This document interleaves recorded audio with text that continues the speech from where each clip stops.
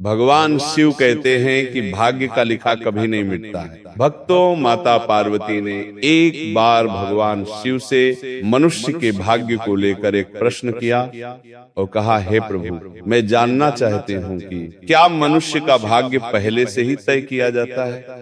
तब मुस्कुराते हुए भगवान शिव बोले, हे देवी पार्वती, आपके प्रश्न का उत्तर देने से पूर्व मैं आपको एक कथा सुनाता हूँ, आप इसे ध्यान से सुने। भक्तों, भगवान शिव ही संसार के आदि और अनंत है। शिव के बिना मृत्यु भी अधूरी है, क्योंकि प्राणी के जीवन का अंतिम सत्य है मृत्यु, और मृत्यु के देवता है स्वयं भगवान शिव। भक्तों, आप सभी से हमारा विनम्र निवेदन है कि आप इस कथा को ध्यान पूर्वक सुने, ताकि आपको जीवन के कुछ महत्वपूर्ण पहलू समझ में आ सके। भगवान शिव कहते हैं, हे देवी पार्वती, काल से कोई भी नहीं जीत पाया है। हर प्राणी को काल मेरी ही आज्ञा से ग्रस लेता है। मनुष्य के जीवन में समय, परिस्थिति और स्थान, इन तीनों की बड़ी भूमिका होती है। कई बार जो कुछ भी घटित होना होता है उसी अनुरूप परिस्थितियां बनती जाती है, और जो होना होता है वो बस हो ही जाता है। हे देवी, एक समय की बात है, पृथ्वी लोक पर भागीरथ नाम के एक विख्यात राजा राज्य करते थे। वे बड़े ही धर्मात्मा, न्यायप्रिय, पराक्रमी, विद्वान, कुशल और प्रजा का पालन करने में दक्ष थे।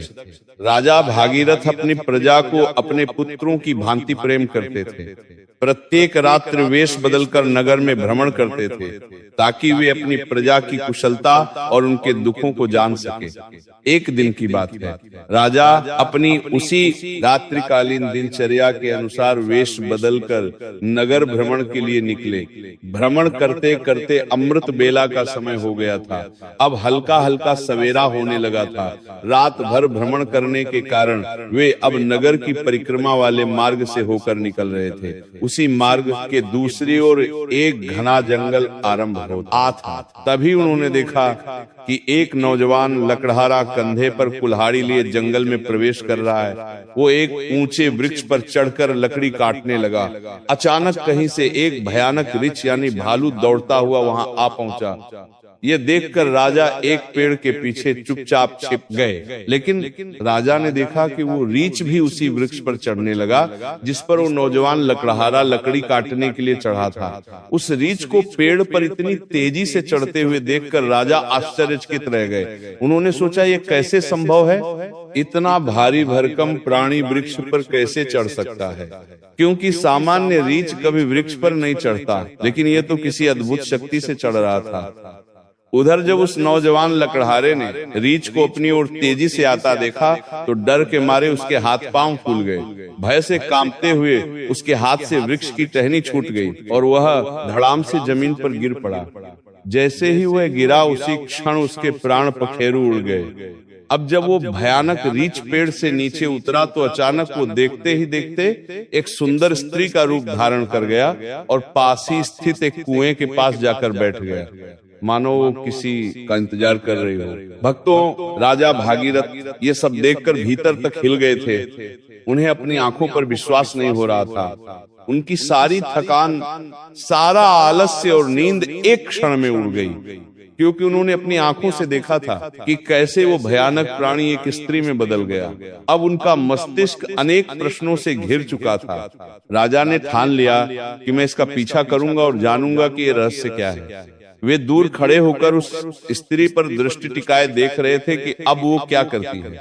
थोड़ी ही देर बाद राजा के दो सिपाही जो रात्रि गश्त पर थे वहां से गुजर रहे थे। संजोग की बात यह थी कि वे दोनों सगे भाई थे। जब छोटे भाई की दृष्टि उस कुएं के पास बैठी स्त्री पर पड़ी तो उसे देखते ही वो उसके रूप पर मोहित हो गया और वो बोला, भैया, वो जो सुंदर कन्या वहां बैठी है ना, उसे देखते ही मेरे हृदय में प्रेम जाग उठा है। मेरा मन कहता है कि वही मेरी योग्य वधू है, मैं उसी से विवाह करना चाहता हूँ। बड़े भाई ने जब उसकी बात सुनी तो उसने भी कन्या की ओर देखा और वो भी उसी क्षण उसके सौंदर्य पर मोहित हो गया। और बड़ा भाई भी बोला, अरे छोटे, बड़े भाई के होते हुए तू कैसे विवाह कर सकता है? मैं तुझसे बड़ा हूँ और मुझे भी उससे प्रेम हो गया है, इसलिए विवाह तो मैं ही करूंगा। तब छोटा भाई बोला, भैया लेकिन पहले मैंने उसे देखा है, इसलिए विवाह का अधिकार मेरा है। अब दोनों भाई आपस में विवाद करने लगे। तभी बड़े भाई ने समझदारी दिखाते हुए कहा, हम व्यर्थ ही झगड़ रहे हैं, क्यों ना हम इस कन्या से ही पूछ ले कि वो हम दोनों में से किसे पसंद करती है। वो जिससे विवाह करना चाहे हम दोनों उसे स्वीकार कर लेंगे। ये निर्णय लेकर दोनों भाई उस सुंदर कन्या के पास पहुंचे। बड़े भाई ने पूछा, हे सुंदरी, आप कौन है और यहाँ क्या कर रही है? तब उनके पूछने पर वो स्त्री मधुर स्वर में बोली, मेरा नाम रूपा है, मैं पास ही के गांव में रहती हूँ। मैं अपने पति की तलाश में इस जंगल में भटक रही हूँ। फिर छोटा भाई बोला, क्या हुआ, हमें बताओ, तुम्हारा पति कहाँ है? हम दोनों मिलकर उसकी खोज में तुम्हारी मदद करेंगे। तब रूपा ने हल्की सी मुस्कान के साथ शर्माते हुए कहा, अरे नहीं, अभी तो मैं कुंवारी हूँ।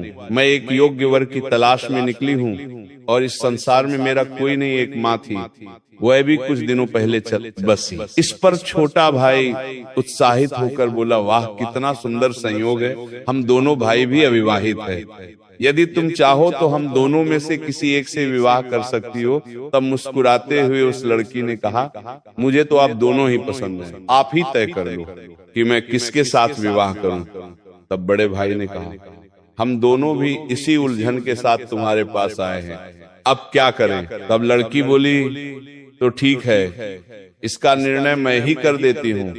मैं तुम दोनों में से एक से विवाह करूंगी, लेकिन मेरी एक शर्त है। दोनों भाई एक साथ बोले, बोलो हमें क्या करना है?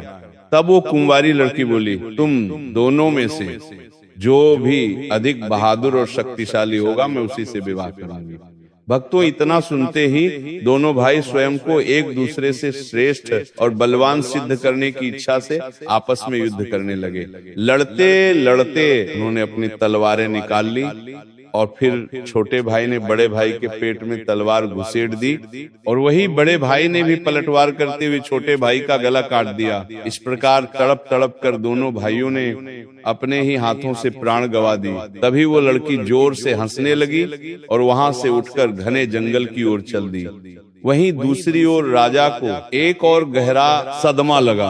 उन्होंने सोचा, इस स्त्री ने क्या कर दिया, ये तो कोई छलावा थी, अब ये आगे क्या करेगी, मुझे देखना चाहिए। ऐसा सोचकर राजा भी कुछ दूरी बनाकर गुप्त रूप से उसके पीछे चल दिए। भक्तों, अब सूर्य भगवान पूरी तरह उदय हो चुके थे, किंतु राजा भगीरथ एक रीछ के वृक्ष पर चढ़ने और फिर एक सुंदर कन्या के रूप में बदल जाने की विचित्र घटना को अपनी आंखों से देखकर भीतर तक हिल चुके थे। अब उन्हें ना भूख का ध्यान था, ना प्यास का, ना ही राजपाट का। उन्हें तो केवल उस रहस्यमयी लड़की के विषय में जानने की तीव्र जिज्ञासा थी। राजा उस सुंदर स्त्री का पीछा करते हुए सावधानी पूर्वक लगभग 2 कोस दूर तक आ गए। अब आगे जो हुआ उसने राजा के आश्चर्य की सभी सीमाएं तोड़ दी, क्योंकि देखते ही देखते वही स्त्री अब फिर अपना रूप बदलकर एक जहरीले नाग में बदल गई और वो नाग बहुत तेजी से रेंगता हुआ आगे बढ़ने लगा। 6 ही दूर एक नदी बह रही थी। वो नाग नदी किनारे पहुंचा और राजा की आंखों के सामने ही नदी में कूद पड़ा। नदी में एक नाव चल रही थी जिसमें 10-12 लोग सवार थे। वो नाग उसी नाव की ओर बढ़ा। राजा भगीरथ किनारे खड़े होकर ये सब देख रहे थे। नाग के नाव में कूदते ही उसमें अफरा तफरी मच गई। लोग डर के मारे अपनी जान बचाने के लिए नाव से पानी में कूदने लगे। इस भगदड़ में नाव भी पलट गई और जो लोग तैरना जानते थे वे किसी तरह नदी से बाहर निकल आए, लेकिन जो तैरना नहीं जानते थे वे डूबकर अपनी जान गंवा बैठे। दोस्तों, थोड़ी ही देर बाद वो नाग नदी से बाहर निकला और किनारे किनारे आगे बढ़ने लगा। राजा भगीरथ उसका पीछा करते रहे। फिर कुछ दूर जाने पर राजा को एक और आश्चर्य हुआ। वो नाग अब एक बार फिर अपना रूप बदल चुका था। अब वो एक वृद्ध गरीब ब्राह्मण के वेश में था। राजा ने सोचा, इस रहस्यमय प्राणी के विषय में जानकारी लेने का यही उचित समय है, क्योंकि इस समय वह एक वृद्ध ब्राह्मण के रूप में था। इसलिए राजा ने सोचा, अब मुझे इससे कोई खतरा नहीं होगा, मैं इसके पास आसानी से पहुंच सकता हूं। यही सोचकर राजा शीघ्रता से उस रहस्यमयी ब्राह्मण की ओर बढ़ने लगे। राजा तो उसके छलावे और रहस्यमयी चालों का पहले से ही पीछा कर रहे थे। अब वो तेज कदमों से चलते हुए उस ब्राह्मण के पास पहुंचे। उन्होंने हाथ जोड़कर विनम्रता से प्रणाम किया। उस वृद्ध ब्राह्मण ने भी हाथ उठाकर अभिवादन स्वीकार किया और उन्हें आशीर्वाद दिया। तब राजा ने समीप जाकर पूछा, हे ब्राह्मण देव, आप कौन हैं? तब उस ब्राह्मण ने बड़े आश्चर्य के साथ उत्तर दिया, क्या तुम्हें दिखाई नहीं देता? मैं एक ब्राह्मण हूँ और साथ ही एक वैद्य भी। अभी मुझे बहुत शीघ्रता से राजमहल पहुंचना है, क्योंकि वहाँ के राजा संकट में हैं और उन्हें एक कुशल वैद्य की आवश्यकता है। उस ब्राह्मण की बात सुनकर राजा स्तब्ध रह गए। उनका शरीर पसीने से भीग गया। अब उनका धैर्य टूटने लगा। दोस्तों, भगवान शिव माता पार्वती से कहते हैं, हे देवी, ऐसा क्यों ना हो, क्योंकि हर मनुष्य अपनी मृत्यु से डरता है, और जब मृत्यु ही उसके सामने खड़ी होकर उससे बात कर रही हो तो भय तो होगा ही। राजा अब अत्यंत डर चुके थे, किंतु उन्होंने साहस जुटाया और दृढ़ स्वर में बोले, हे विप्र, तो सत्य कहिए, ऐसे झूठ बोलना ब्राह्मण को शोभा नहीं देता। इसके लिए आपको दंड भी मिल सकता है, यहाँ तक कि सूली पर भी चढ़ाया जा सकता है। और हाँ, मैं आपको बताना चाहता हूँ कि यहाँ के राजा मेरे मित्र हैं और वे पूर्णतः स्वस्थ हैं। ये सुनकर ब्राह्मण मंद मुस्कान के साथ बोला, मैं सब जानता हूँ, तुम व्यर्थ मेरा समय नष्ट कर रहे हो। मैं जो भी हूँ उससे तुम्हें क्या लेना देना? तुम अपने काम से काम रखो। राजा ने अब अपनी आवाज ऊंची करते हुए कहा, हे ब्राह्मण, आप पुनः असत्य बोल रहे हैं। आप ब्राह्मण नहीं हैं, आप वो नहीं है जो मुझे प्रतीत हो रहे हैं। जब तक मैं सच्चाई नहीं जान लेता तब तक मैं आपका पीछा नहीं छोड़ सकता। आपको सच बताना ही पड़ेगा। फिर से मंद मुस्कान के साथ वो ब्राह्मण बोला, हे युवक, मैं एक ब्राह्मण ही हूँ, मुझे जाने दो, नहीं तो यहाँ के राजा की मृत्यु का कारण तुम बनोगे और इसका पछतावा तुम्हें जीवन भर रहेगा। ब्राह्मण के मुख से ऐसी बातें सुनकर राजा को क्रोध आ गया। उन्होंने अपनी गुप्त तलवार निकाल ली और बोले, अब आप झूठ नहीं बोल सकते। मैं तब से आपका पीछा कर रहा हूँ जब आप ऋछ का रूप धारण किए हुए थे। आपने उस युवक लकड़हारे को मार डाला, फिर एक सुंदर स्त्री बनकर दो सिपाही भाइयों को एक दूसरे के हाथों मरवा दिया। फिर आप विशैला नाग बनकर नदी में कूदे और उस नाव पर चढ़ गए जिसमें कई यात्री सवार थे। आपकी दहशत के कारण भगदड़ मची, नाव पलट गई। जो तैरना जानते थे वे तो बच निकले, लेकिन बाकी सभी डूबकर मर गए। और अब आप वृद्धादि नाग ब्राह्मण का रूप धारण करके नई चाल चल रहे हैं। इसीलिए हे ब्राह्मण, अब सत्य कहो, तुम कौन हो?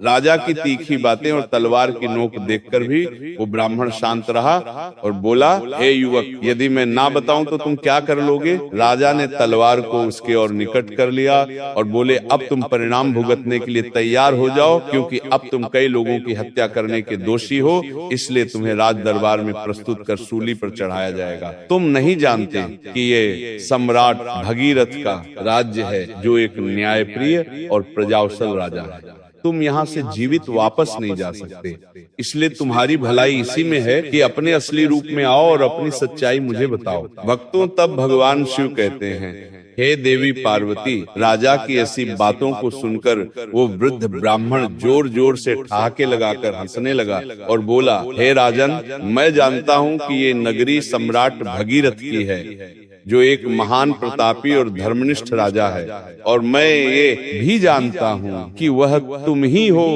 विश्वविख्यात सम्राट भगीरथ। किंतु अब तुम भी एक बात जान लो, तुम मुझे नहीं मार सकते, बल्कि एक दिन ऐसा आएगा जब मैं ही तुम्हें मरने के लिए विवश कर दूंगा। अब तो राजा के होश ही उड़ गए। ब्राह्मण की इस प्रकार की बात सुनकर राजा भगीरथ के हाथ से तलवार छूटकर नीचे गिर गई। वे हाथ जोड़कर चुप हो गए और मन ही मन सोचने लगे, जिसने इस रूप में भी मुझे पहचान लिया वो कोई साधारण मानव तो हो ही नहीं सकता। तभी राजा विनम्र होकर बोले, हे ब्राह्मण, अब जब आपने मुझे पहचान ही लिया है तो कृपा करके यह भी बताएं कि आप वास्तव में कौन हैं। तब वो ब्राह्मण बोला, हे राजन, किसी ने सत्य ही कहा है कि संसार में 4 हट सबसे बलवान होते हैं, राजहट, बालहट, स्त्री हट और योग हट। तुम राजा हो, इसीलिए राजहट पर अड़े हो। अब तुम बिना मेरी सच्चाई जाने रह ही नहीं सकते, ये भी मैं जानता हूँ। इसलिए अब ध्यान से सुनो, मैं कौन हूँ और मैं तुम्हारी राजधानी में क्यों आया हूँ? तब उस वृद्ध ब्राह्मण ने बताना आरंभ किया और कहा, हे राजन, अब तुम्हें मैं अपनी पहचान बताता हूँ। मेरा नाम काल है। तुम जानते हो कि संसार में जितने भी प्राणी जन्म लेते हैं उनकी मृत्यु निश्चित होती है। इसीलिए इस धरती को मृत्यु लोक कहा जाता है। जब कोई प्राणी माता के गर्भ में आता है तो उसी समय उसका भाग्य लिखा जाता है। नियति के अनुसार आत्मा शरीर में प्रवेश करती है और वह जीवित होता है। उसी क्षण उसकी मृत्यु का समय, स्थान और कारण भी विधाता द्वारा निश्चित कर दिया जाता है। जब किसी प्राणी की मृत्यु का समय आता है तो भगवान शिव ही धर्मराज को इसकी सूचना देते हैं, क्योंकि सभी प्राणियों की मृत्यु का निर्णय शिव जी के पास होता है।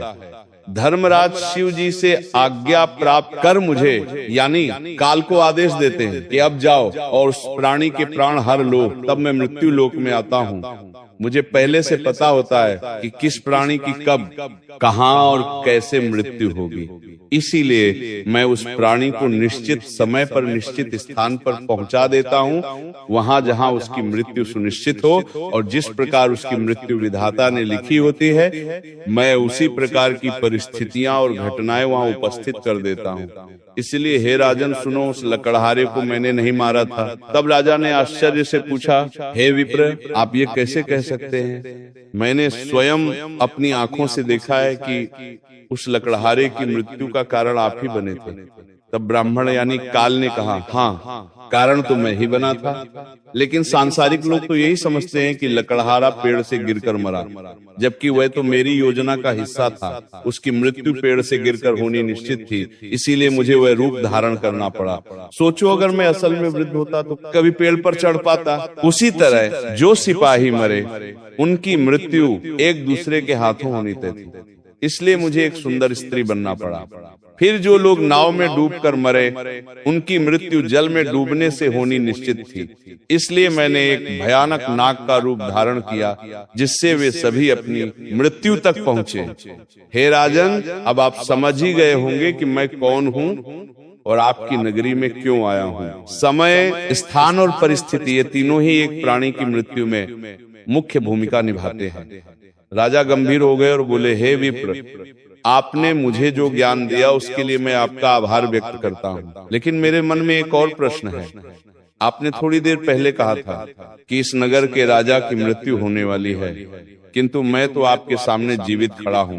तब कालमन स्वर में बोले, हे राजन, मृत्यु तो हो चुकी है। वो मृत्यु तुम्हारे छोटे भाई चित्रांगद की थी, जो तुम्हारी अनुपस्थिति में राजगद्दी पर बैठा था। शत्रु राज्य के एक गुप्तचर ने उस पर बाण चला दिया, और क्योंकि तुम्हारे राज्य के नियमों के अनुसार तुम्हारी अनुपस्थिति में वही राजा माना जाता है जो गद्दी पर बैठा हो, इसीलिए मृत्यु राजा की ही मानी गई और तुम यहाँ मेरे साथ व्यर्थ की उलझनों में पड़े रहे। भगवान शिव कहते हैं, हे देवी पार्वती, जब राजा भगीरथ को ये ज्ञात हुआ तो वे बहुत दुखी हुए और सोचने लगे, मैंने ये क्या कर दिया। तब ब्राह्मण रूपी काल ने कहा, हे राजन, ये सब तो पूर्व निर्धारित था। तुम तो केवल इस नाटक के एक पात्र हो। जो होना होता है वह होकर ही रहता है। अब शोक करने से कुछ नहीं बदलेगा। तुम्हारी आयु अभी शेष है। अब तुम लौट जाओ और अपना राज्य संभालो। तब राजा बोले, हे यमदूत, मुझे क्षमा करें, मैं आपको पहचान नहीं सका, लेकिन अब मैं एक अंतिम प्रश्न पूछना चाहता हूँ। क्या आप मेरी मृत्यु के विषय में बता सकते हैं? तब ब्राह्मण मुस्कुराते हुए बोले, पूछो राजन, मैं तुम्हारी शंका दूर कर दूंगा। तब राजा बोले, क्या आप मुझे ये बता सकते हैं कि मेरी मृत्यु कब होगी? तब यमदूत ने कहा, नहीं, एक सामान्य व्यक्ति के लिए यह बात जब तक गुप्त रहती है तभी तक वह इस संसार में विलीन होकर जी सकता है, अन्यथा वो मृत्यु से पहले ही पल पल तड़प तड़प कर मरता है, क्योंकि चिंता और चिता में कोई अंतर नहीं है। चिता तो केवल एक ही बार शव को भस्म कर देती है, किंतु चिंता हर पल मन और शरीर को जलाती है। दोस्तों, लेकिन राजा के घोर हठ के कारण ब्राह्मण ने कहा, हे राजन, जिस प्रकार से तुमने मेरे साथ रहकर दूसरों की और अपने छोटे भाई की मृत्यु के विषय में सुनकर भी धैर्य नहीं छोड़ा, उससे मुझे प्रतीत होता है कि तुम एक ज्ञानी और धैर्यवान पुरुष हो।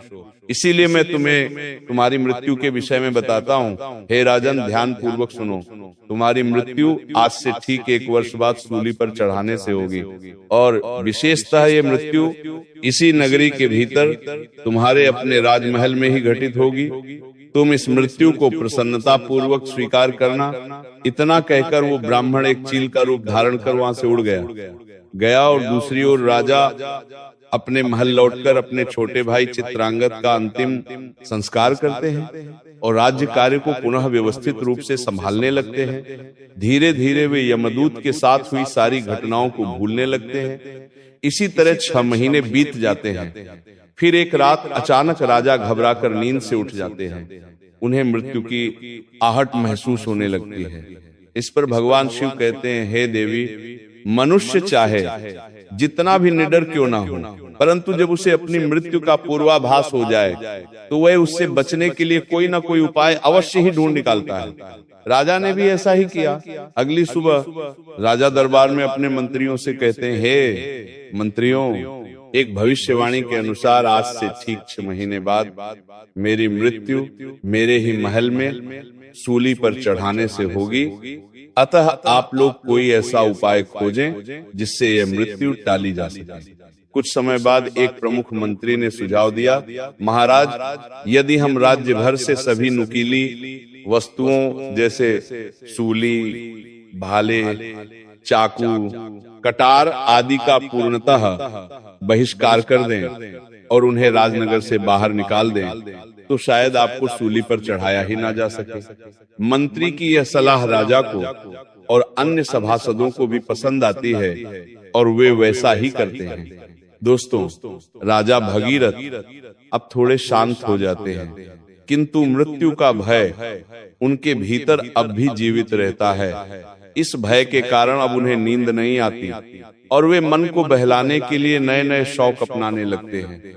इसी तरह दिन बीतते हैं और वे दिन भी आ जाता है जिसके अगले दिन भविष्यवाणी के अनुसार राजा की मृत्यु होनी थी। अब राजा और भी अधिक व्याकुल हो जाते हैं। उन्हें समझ नहीं आता कि क्या करें। वे सोचते हैं, क्यों ना आज की रात राजमहल से बाहर ही रहा जाए। हो सकता है यदि मैं महल में ना रहूं तो भविष्यवाणी झूठी साबित हो जाए। ये सोचकर वे मध्य रात्रि में एक गरीब भिखारी का वेश धारण कर चुपचाप महल से निकल पड़ते हैं और नगर की गलियों में घूमने लगते हैं। अब कई दिनों की नींद ना लेने के कारण वे थक जाते हैं। तभी वे एक घर में चुपचाप घुस जाते हैं। वो घर एक दर्जी का था जो राजा और रानी के विशेष वस्त्र सिलने का कार्य करता था। राजा उस घर में चुपचाप एक कोने में जाकर सो गए। अब रात्रि का अंतिम प्रहर बीत रहा था। राजमहल में किसी को ये ज्ञात नहीं था कि राजा कहाँ है, क्योंकि कई दिनों से वे अपने कक्ष से बाहर नहीं निकले थे। सब यही समझ रहे थे कि महाराज अभी भी अपने कक्ष में ही विश्राम कर रहे हैं। उधर उस दर्जी के घर में कुछ चोर आते हैं और राजा रानी के लिए सिल रहे बहुमूल्य राजसी वस्त्र चुराकर भाग जाते हैं। जब अगली सुबह दर्जी को यह घटना पता चलती है तो वह घर के कोने में सो रहे उस व्यक्ति को, जो कि राजा थे किंतु भिखारी के वेश में थे, चोर समझ बैठता है। बिना पहचाने वह राजा को बांधकर सीधे राज दरबार में ले जाता है। अब राजमहल में राजा भगीरथ का पुत्र, जो अब युवावस्था में है, पिता की अनुपस्थिति में राज्य गद्दी पर बैठा था। उसने बिना जांच पड़ताल किए उस भिखारी को चोर मानकर सिपाहियों को आदेश दिया कि इसे सूली पर चढ़ा दो। ये सुनकर राजा चौंक कर उठ बैठते हैं। चारों ओर का वातावरण देखकर उन्हें समझ आ जाता है कि वे स्वयं ही अपने पुत्र के द्वारा दिए गए मृत्यु के आदेश में फंस चुके हैं। यह वह दिन था जिसकी भविष्यवाणी 1 वर्ष पहले ब्राह्मण ने की थी। राजा ने तुरंत दरबार में अपने मंत्रियों को सारा वृतांत बताया और कहा, हे मंत्री, हम एक धर्म संकट में हैं। न तो मैं अपने पुत्र के आदेश का अपमान करना चाहता हूँ और न ही मृत्यु का वर्ण करना चाहता हूँ। अब आप ही कोई उपाय बताइए। तब महामंत्री ने उस दर्जी को बुलाया और सभा को संबोधित करते हुए कहा, राजन, आपके आदेश की मर्यादा बनी रहे और महाराज के प्राण भी सुरक्षित रहे। इसके लिए हम इन्हें सूली के स्थान पर एक सुई की नोक पर बैठा देते हैं। इससे आदेश की पूर्ति भी होगी और किसी की मृत्यु भी नहीं होगी। ये बात सभी को उचित लगी। समय के अनुसार राजा को सुई की नोक पर बैठाया गया, परंतु होने को कुछ और ही मंजूर था। जैसे ही राजा सुई की नोक पर बैठे, वो सुई उनकी पीठ में चुभ गई, रक्त बहने लगा और वैद्य बुलाए गए, पर तब तक बहुत देर हो चुकी थी। धीरे धीरे राजा का शरीर शिथिल हो गया और वे वही तड़पते हुए अपने प्राण त्याग देते हैं। दोस्तों, भगवान शिव माता पार्वती से कहते हैं, हे देवी, मनुष्य अपने भाग्य को चाहे जितना भी बदलना चाहे, परंतु जो होना निश्चित है वह होकर ही रहता है। यही कारण है कि परमेश्वर ने मनुष्य को भविष्य जानने की शक्ति नहीं दी ताकि वह वर्तमान को जी सके। अतः प्रत्येक प्राणी को अपने कर्मों के पथ पर चलना चाहिए, धर्म का पालन करना चाहिए और हर क्षण को भगवान के नाम में समर्पित करते हुए जीना चाहिए। यही सच्चा जीवन है। तो भक्तों, यही थी राजा भगीरथ की अद्भुत और रहस्यमयी कथा, जो हमें ये सिखाती है कि भाग्य से कोई नहीं बच सकता, चाहे कोई कितना भी उपाय। भगवान शिव कहते हैं कि भाग्य का लिखा कभी नहीं मिटता है। भक्तों, माता पार्वती ने एक बार भगवान शिव से मनुष्य के भाग्य को लेकर एक प्रश्न किया और कहा, हे प्रभु, मैं जानना चाहती हूँ कि क्या मनुष्य का भाग्य पहले से ही तय किया जाता है? तब मुस्कुराते हुए भगवान शिव बोले, हे देवी पार्वती, आपके प्रश्न का उत्तर देने से पूर्व मैं आपको एक कथा सुनाता हूँ। आप इसे ध्यान से सुने। भक्तों, भगवान शिव ही संसार के आदि और अनंत है। शिव के